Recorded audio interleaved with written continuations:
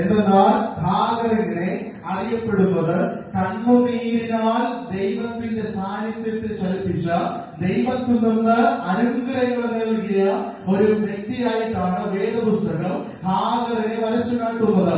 ഹാഗർ എന്ന പേരിന് അർത്ഥം അറിയാമോ? ഹാഗർ എന്ന പേരിനർത്ഥം അപരിചിത എന്നാണ്. ഹാഗർ എന്ന പേരിനർത്ഥം അപരിചിതയാണ്.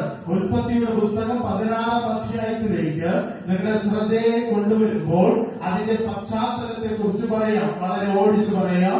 ഹാഗർ എന്നൊരു സ്ത്രീ ഉണ്ടായിരുന്നു. ഈ സ്ത്രീ ഒരു മിസ്രയീം ദേശത്തിലെ ഒരു അടിമയാണ്. മിസ്രയീം അടിമയായ, മിസ്രയീം ദാസിയായ ഒരു സ്ത്രീ. ഇവിടെ അബ്രഹാമും സാറയുടെ ജീവിതം നമുക്കറിയാം. സാറ ജീവശാസ്ത്രപരമായി അവൾക്കൊരു കുഞ്ഞിനെ ലഭിക്കാതിരിക്കുന്ന സാഹചര്യത്തിന്റെ നടുവില് സാറ ഹാഗറിലൂടെ ഒരു കുഞ്ഞിനെ സ്വീകരിക്കുവാൻ പ്രാപ്തിയായിരിക്കുന്ന ഒരു സാഹചര്യം നമുക്കിവിടെ കാണുവാൻ സാധിക്കും. അബ്രഹാമിന്റെയും സാറയുടെയും ഹാഗറിന്റെയും ജീവിതം 16 അധ്യായത്തിന്റെ ആരംഭത്തിൽ എന്ന് പറയുന്നത് സാറ അവളെ തിരഞ്ഞെടുക്കുകയാണ്. എന്നാൽ അവൾക്ക് അത് കഴിയാതിരിക്കുന്ന സാഹചര്യത്തിന്റെ നടുവിൽ ഹാഗറിനെ തിരഞ്ഞെടുത്ത് ഒരു കുഞ്ഞിന് വേണ്ടി മാത്രം അവളെ തിരഞ്ഞെടുക്കുന്ന ഒരു സാഹചര്യമുണ്ട്. തുടർന്ന് അവൾക്ക് ഒരു കുഞ്ഞിനെ നൽകപ്പെട്ടു. ഇസ്മായിൽ എന്നാണ് പേര്. തുടർന്ന് ഹാഗറും സാറയും തമ്മിൽ ചില പ്രശ്നങ്ങൾ ഉണ്ടാകുകയാണ്. അതേ തുടർന്ന് അവൾ അവിടുന്ന് ഓടിപ്പോകുന്ന ഒരു സാഹചര്യമുണ്ട്. അങ്ങനെ ഓടിപ്പോകുന്നത് മരുഭൂമിയിലാണ്. മരുഭൂമിയിൽ പോയി അവിടെ വിഷമിച്ച് വേദനയോടെ പ്രയാസത്തോടെ ഇരുന്ന സാഹചര്യത്തിന്റെ നടുവിൽ ദൈവത്തിന്റെ ദൂതൻ അവിടെ ഇറങ്ങുന്നതും ദൈവത്തിന്റെ ദൂതൻ ഹാഗറിനെ ശക്തിപ്പെടുത്തുന്നതും അപ്പോൾ എൽ റോയ് എന്ന് പറയുന്ന ഒരു വാക്കുരുവിടുന്നത് കാണുവാൻ സാധിക്കും. എൽ റോയ് എന്ന വാക്കിനർത്ഥം ദൈവം എന്നെ കാണുന്നുണ്ട് എന്നാണ്. ദൈവം എന്നെ കാണുന്നുണ്ട് എന്നാണ്.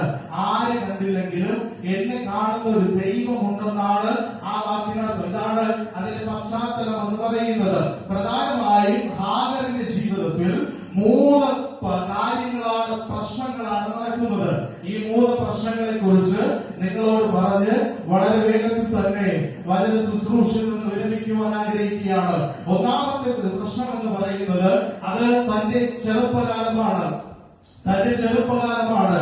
ഹാഗറിന്റെ ചെറുപ്പകാലത്തെ കുറിച്ച് വേദപുസ്തകത്തിൽ പറയുന്നില്ല എങ്കിലും 16 അധ്യായത്തിന്റെ ആദ്യ ഭാഗങ്ങൾ പരിശോധിക്കുമ്പോൾ വ്യക്തമായി സ്പഷ്ടമായി നമുക്കറിയാം ഹാഗർ ഒരു അടിമ സ്ത്രീയാണ്.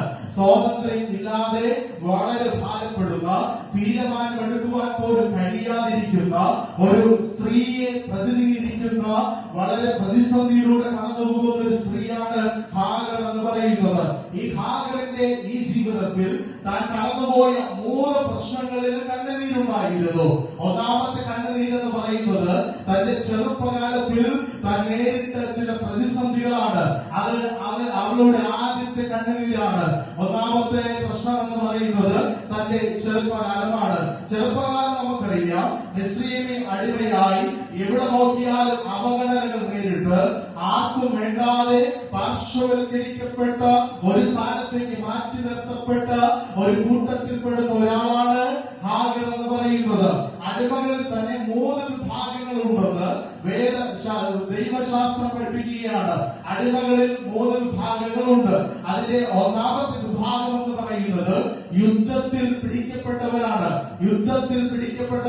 എന്തെന്നാൽ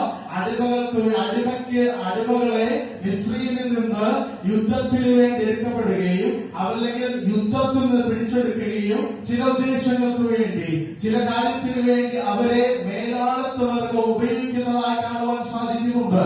രണ്ടാമത് കടമടയ്ക്കുവാൻ കഴിയാതെ വിട്ടുപോയവരാണ്. അതായത് ചില നമുക്കറിയാം ചിലതൊക്കെ നാം സ്വർണം പണയം വയ്ക്കുന്നത് പോലെ മനുഷ്യരെ പണയം വെച്ച് പൈസ വാങ്ങുന്ന രീതി ഉണ്ടായിരുന്നു. ഇതുപോലെ തന്നെയാണ് ചിലരെന്ത് ചെയ്യുമെന്നറിയാവോ? ചിലരെ പണയം വെച്ചിട്ട് പൈസ